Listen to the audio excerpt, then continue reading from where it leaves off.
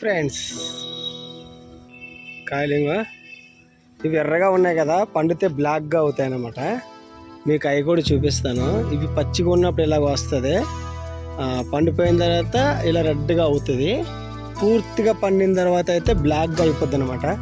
నేను మీకు ఆ కాయలు కూడా చూపిస్తాను. చూడండి, ఇది కోస్తే పాలు వస్తాయి, చాలా జిగురుగా ఉంటుంది కూడా. కాయ కూడా కనిపిస్తుంది, పాలు ఇలా వస్తాయి అన్నమాట. చాలా కాయలు కాసినాయి మా మేడం ఇంటికాడ. ఏదో చెయ్యాలి కదా ఫ్రెండ్స్. ఇగో ఇవి పచ్చిగా ఉన్నాయన్నమాట, ఇవి ఇంకా పూర్తిగా పండలేదు. ఇవి ఇలా ఎర్రగా మారిపోతాయి. ఎర్రగా మారిపోయినాకో పండిపోయినట్టే లెక్క. ఓకేనా? చూడండి ఎన్ని కాయలు ఉన్నాయి, గుర్తుందా?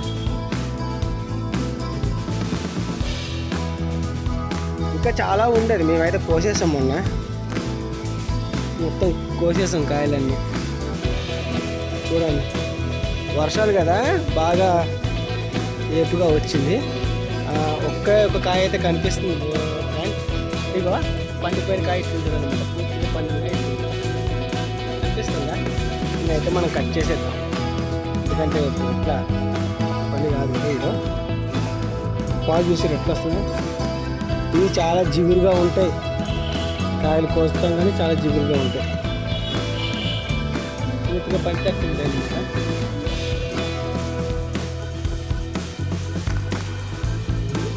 ఎంత ఎర్రగా ఉన్నాయి చూడు. ఇవి మార్కెట్లో అమ్ముతారు ఇవి కాయలు.